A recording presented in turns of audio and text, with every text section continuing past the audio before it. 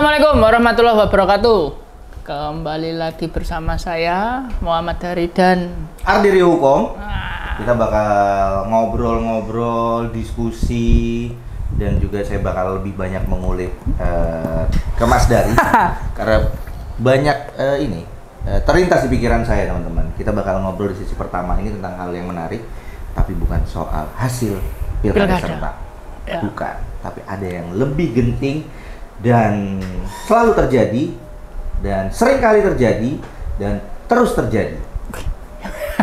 Iya, iya benar. Memang benar. Benar. Saya bakal ngobrol sama Mas Dari. Mas Dari ini jelas punya jurnalnya tentang itu dan sering banget dan tertarik akan hal-hal seperti ini. Apa itu? Ya kejadian boleh kali ya, kalau di YouTube boleh kan? Boleh. Kayak di akun itu kan? Iya, boleh. Terjadi tembak menembak. Oh, enggak dong. Kalau tembak menembak berarti dua sisi. Iya, polisi menembak polisi. Iya, dan juga penembakan polisi kepada masyarakat. Iya. Pelajar yang ditembak. SMK. Belum, berarti masih anak ya kalau SMK. Betul. Itu ya. Belum dewasa, belum mahasiswa, dia masih anak SMK. Jadi penembakan ini bukan yang pertama.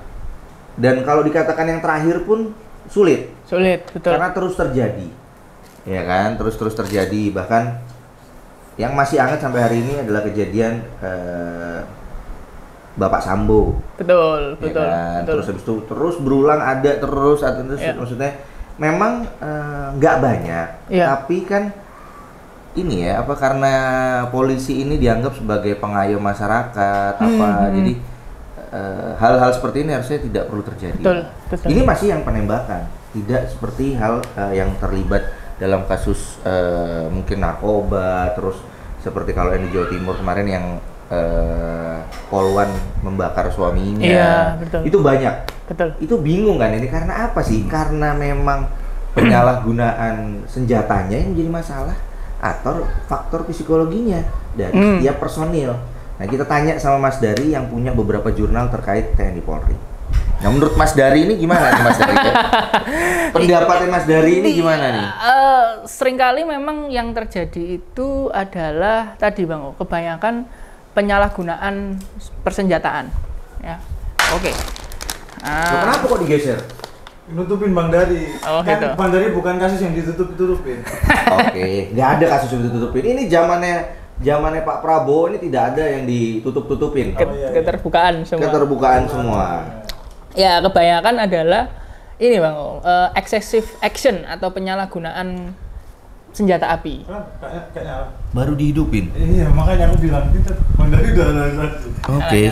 Aman ya tapi ya? Aman. Jadi, Ini udah kayak di DPR dimatiin.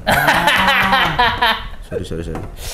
ya, jadi kebanyakan adalah penyalahgunaan senjata api. Oke. Nah, ini bisa termasuk dalam konteks psikologi dari tiap anggota sendiri. Karena memang sebagai anggota kepolisian maupun tentara itu Bang, membawa senjata api atau kejaksaan pun membawa senjata api itu ada serangkaian tes yang berat itu.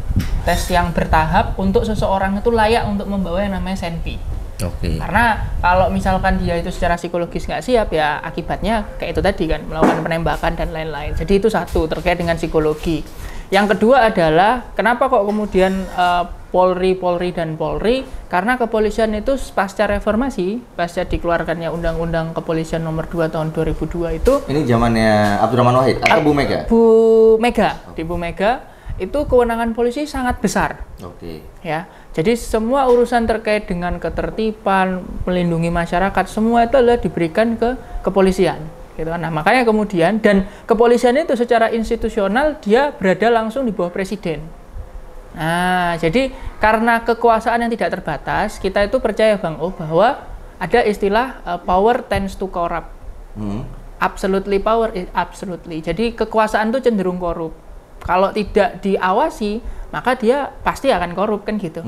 Nah, jadi pengawasan terhadap kepolisian sendiri itu juga lemah. Karena kepolisian itu hanya diawasi secara internal oleh Propam. Kan ada Kompolnas. Sama Kompolnas, tapi Kompolnas itu tidak memberikan ini Bang, tidak hanya memberikan rekomendasi saja. Oke. Nah, jadi ibaratnya dua hal itu tadi. dikasih pistol tapi nggak ada pelurunya. Iya, dikasih pistol nggak ada pelurunya. Nah, jadi kalau aku melihatnya, hal itulah yang kemudian selalu menjadi wacana dari reformasi kepolisian tentang tata kelola dan manajemen organisasi di Polri itu sendiri. Oke, itu berarti secara ini teman-teman, secara keilmuan lah ibaratnya ya.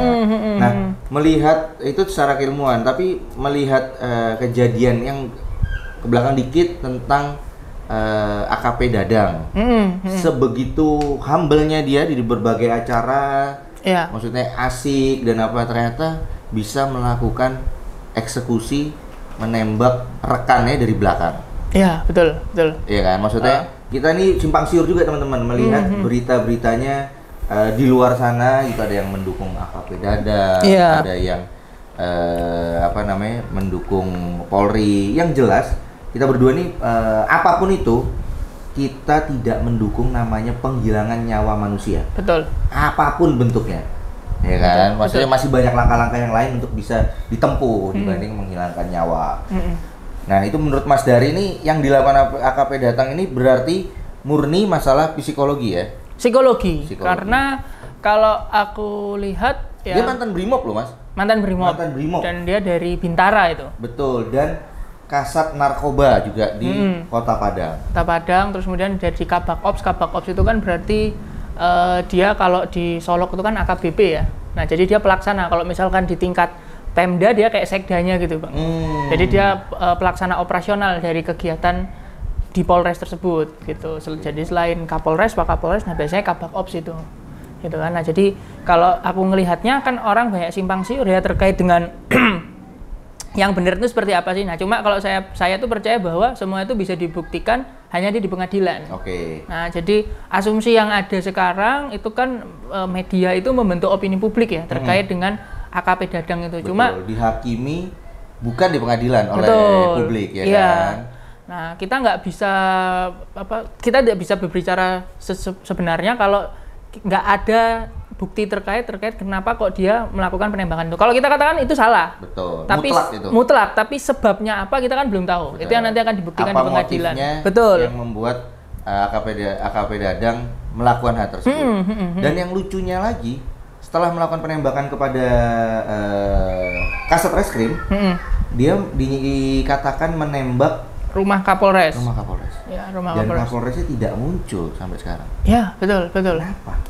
Betul. Nah, itu kan yang menimbulkan kecurigaan bahwa kalau saya melihatnya Bang memang ini ya, memang beberapa anggota kepolisian itu seringkali ada praktek-praktek kecurangan seperti itu. Kita tidak berbicara secara keseluruhan, tapi oknum-oknum itu yang terus ada dan bertumbuh. Iya, dan itu hampir di semua organisasi pemerintahan pasti ada orang-orang di berbagai level pimpinan ya. Betul. Pasti ada orang-orang yang dalam tanda kutip bermain menyalahgunakan kewenangannya itu pasti ada. Nah ini kan yang menjadi pertanyaan sekarang adalah seorang Kabak Ops itu dia nggak mungkin dalam melakukan itu tidak ada koordinasi dan lain-lain dengan Kapolresnya. Makanya yang kita atau jangan bilang Kapolresnya dengan pimpinan yang di atasnya. Pimpinan yang di atasnya. Kita nggak tahu siapa. Ya betul, kan? Entah itu Wakapolres, Kapolres, ya betul. Makanya kasus ini akhirnya tidak dibawa Propam, kewenangan Propam Polda Sumbar, tapi langsung ditarik oleh Mabes Polri. Oke. Jadi itu salah satu bentuk yang kita apresiasi juga ya terkait dengan adanya kasus ini. Mabes Polri, Pak Listio Sigit langsung memberikan atensi untuk menarik kasus ini supaya tidak ada konflik kepentingan ya, karena itu kan masih di wilayah kekuasaan hukum Polda Sumbar. Nah, melihat itu Mas, saya ini kan orang awam teman-teman ya, sama kayak teman-teman juga. Ini terjadi perbedaan Mas, kejadian antara AKP Dadang dengan Bapak Sambo. Kalau Bapak Sambo kan di PTDH-nya berlangsung lama, terus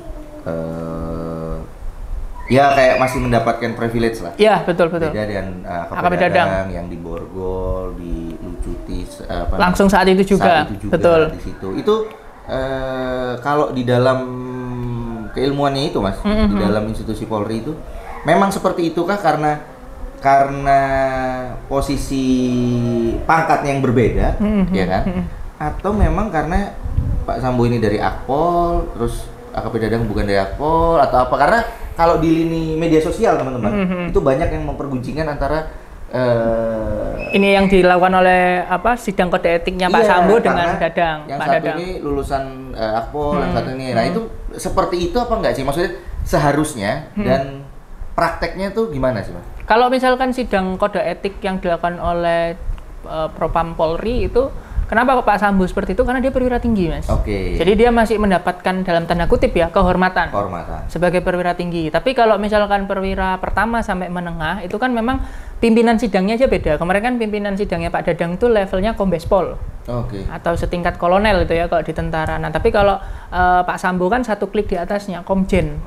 Gitu kan. Nah, jadi memang perlakuannya beda. Pak Sambo itu Brigjen ya? Pak Sambo itu Irjen. Oh, Irjen. Irjen. Nah, jadi memang perlakuannya beda karena terkait dengan kepangkatan. Berarti tidak ada hubungannya antara ini yang Akpol, Oh, yang ini enggak, ada. tergantung dengan kepangkatan. Jadi, kalau teman-teman nih yang sudah subscribe Menyala Project, melihat di lini media sosial, itu bukan karena unsur pendidikannya, Bukan. tapi lebih kepada pangkatnya dan juga kontribusinya bagi institusi Polri tentunya kan. Seperti itu. Dan tapi kalau di dalam prakteknya mereka memutus pasti udah seadil-adilnya lah ya. Iya, betul. Biasanya di PTDH itu karena dia melakukan yang namanya tindak pidana. Oke. Jadi kalau dia melakukan tindak pidana itu pasti PTDH.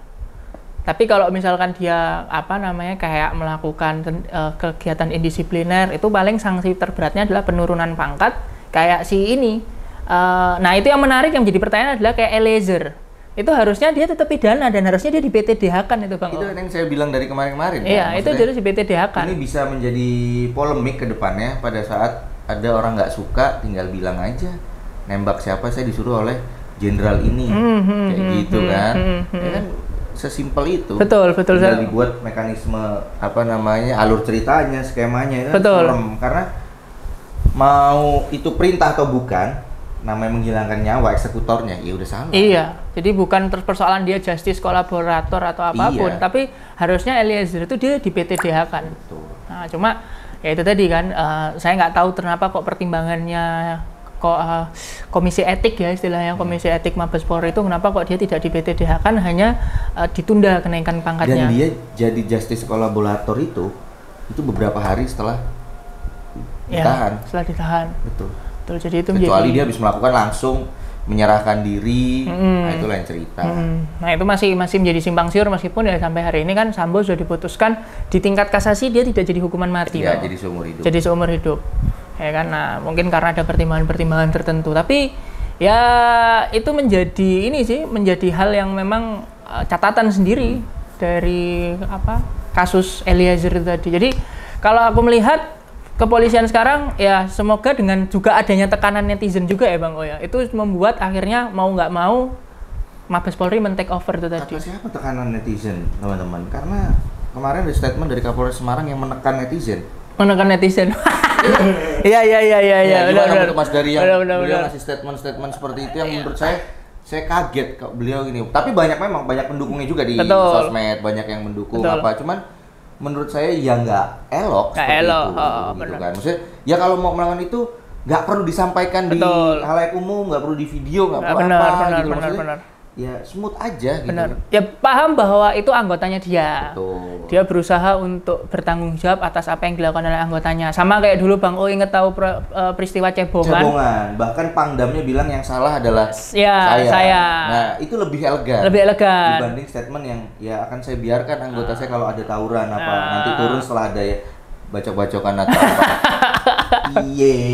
Manajemen. Gibiye. Gimana menurut Mas Dari sebelum kita closing kejadian dari Institut Polri gimana? Ya kalau saya pertama adalah sampai saat ini di bawah Pak Listio Sigit itu sudah ada penanganan yang cukup ya untuk kasus ini, karena kalau dibawa ke penyidik Mabes Polri saya rasa jauh lebih bagus Fair, ya? penanganannya ya dari fair, dan itu juga tanggung jawab juga terhadap masyarakat, tanggung jawab ke masyarakat terkait dengan sebagaimana kasus ini akan berjalan gitu. Dan Kapolres Semarang itu kemarin juga akan RDP dengan Komisi 3. Oke. Karena dia dipanggil atas statementnya itu. Nah, jadi pengawasan dari masyarakat maupun dari DPR RI ya kan, itu aku rasa akan bisa memperbaiki kinerja kepolisian berikutnya. Karena kalau saya bilang Polri itu sampai hari ini tetap menjadi sorotan karena itu tadi Bang O. kewenangannya dia besar. Besar kewenangan. Makanya selalu menjadi sorotan terus. Kewenangannya besar dan Minim pengawasan. Betul, oknum-oknumnya ini setelah hilang ada lagi. Iya. Ada yang hilang, ada lagi gitu. Ya memang menjadi nol gitu nggak mungkin. Nggak mungkin. Cuman setidaknya diminimalisir. Betul. Jadi ya kita harap semoga kasus ini mendapat kejelasan dan ada keadilan untuk korban. Yang jelas kita berdua ini yakin dan percaya bahwa Polri pasti akan memberikan yang terbaik untuk masyarakat. Oh iya, betul. Mantap. Jadi Kita berdua menyatakan dukungan kepada Mabes Polri untuk mengungkap ya kan, Iya, betul, memberikan kebenaran dan kepastian hukum kepada masyarakat Betul. agar masyarakat lebih percaya lagi, lebih mendukung kegiatan-kegiatan dari Polri. Kepolisian, Karena betul. tanpa Polri pun masyarakat nggak bisa apa-apa. betul, betul. Kita pasti bisa kacau lah, Yos. Iya. Tapi setidaknya kita mendukung, tidak ada yang kita sudutkan, tidak ada yang apa. Jangan merasa baper dengan statement kita berdua karena Ya. kita hanya mengulik Betul. yang menarik akhir-akhir ini tentang teman-teman kepolisian. Kita bakal kembali lagi di season kedua. Sisi kedua, Ardi Rio Hukum dan juga Muhammad Dari pamit. kita akan bertemu lagi. Jangan lupa subscribe, komen di Menyala Project YouTube. Oke? Bye bye.